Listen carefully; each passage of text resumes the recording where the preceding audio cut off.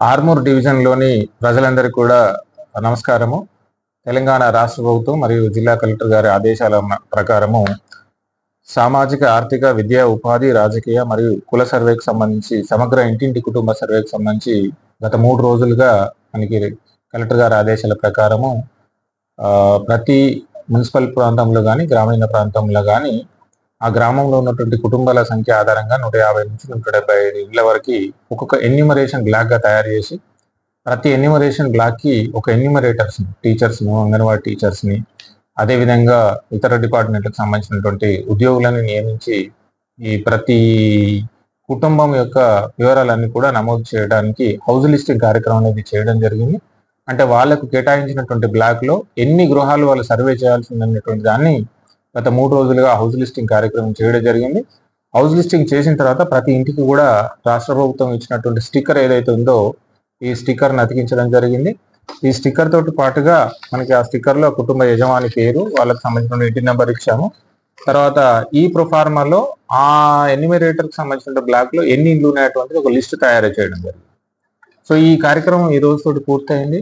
రేపటి నుంచి ఎన్యూమరేటర్లు వాళ్ళు తయారు చేసినటువంటి వాళ్ళ వార్డు ఏదైతే ఉందో ఎన్యూమరేషన్ బ్లాక్, ఆ బ్లాక్లో ఉన్నటువంటి ఇంటికి ప్రతి ఇంటికి వెళ్ళి ఆ ఇంటికి సంబంధించినటువంటి గృహ యజమాని, ఆ కుటుంబ సభ్యులకు సంబంధించిన వివరాలను రాష్ట్ర ప్రభుత్వం ప్రత్యేకంగా 55 క్వశ్చన్స్, అందులో సబ్ క్వశ్చన్స్ మొత్తం కలిపి సుమారు 75 అంశాలు ఉన్నాయి. ఈ 75 అంశాలకు సంబంధించినటువంటి అన్ని వివరాలు, వాళ్ళకి సంబంధించినటువంటి విద్యా వివరాలు, ఆర్థికపరమైనటువంటి, ఉపాధి, రాజకీయ మరియు వాళ్ళకి సంబంధించినటువంటి కులం సంబంధించినటువంటి వివరాలన్నీ కూడా ఇందులో ఉన్నటువంటి ప్రకారం అడగడం జరుగుతుంది. ఈ వివరాలన్నింటినీ కూడా డిజిటల్ పద్ధతులు నింపడానికి రాష్ట్ర ప్రభుత్వం డీటెయిల్ గా మనకి ఒక బుక్లెట్ కూడా ప్రతి ఎన్యూమరేటర్కి ఇవ్వడం జరుగుతుంది.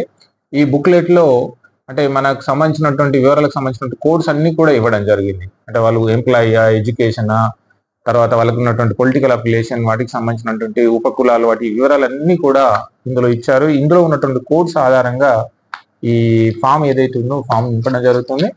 ఈ సందర్భంగా డివిజన్లోని ప్రజలందరూ కూడా, అన్ని వర్గాలకు సంబంధించినటువంటి ప్రజలందరూ కూడా నా యొక్క రిక్వెస్ట్ ఏంటంటే, ఈ ఎన్యూమరేటర్స్ ఎవరైతే మీ ఇంటికి వచ్చినప్పుడు మీ దగ్గర ఉన్నటువంటి సమాచారం ఏదైతే ఉందో ఆ సమాచారం సరైనటువంటి సమాచారం ఇవ్వాల్సిందిగా కోరుచున్నాము.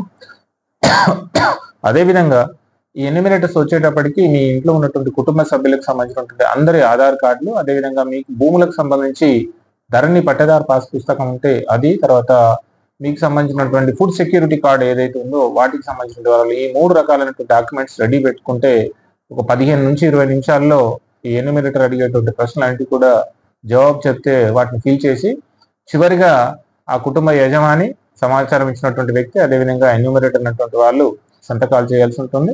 ప్రతిరోజు కూడా ఉదయం 8-8:30కు ప్రారంభించి సాయంత్రం వరకు ఈ సర్వే అన్నట్టు నిర్వహించడం జరుగుతుంది. ప్రతి ఎన్యూమరేటర్ కూడా ఒక 150 నుంచి 175 వరకు గృహాలు చేస్తారు. ఇది వారం నుంచి 10 రోజుల పాటు రాష్ట్ర ప్రభుత్వం షెడ్యూల్ ప్రకారం ఈ ఇంటింటి సర్వే అనేటువంటి నడుస్తుంది. కాబట్టి డివిజన్లో ప్రజలందరూ కూడా వచ్చేటువంటి ఎన్యూమరేటర్లకి సహకరించి ఈ సర్వేను జయప్రదంగా నిర్వహించడానికి అందరూ కూడా సహకరిస్తారని ఈ సందర్భంగా నేను ఆశిస్తూ ఈ కార్యక్రమానికి అందరూ కూడా సహకారం అందజేయాలని కోరుచున్నాను. Thank you.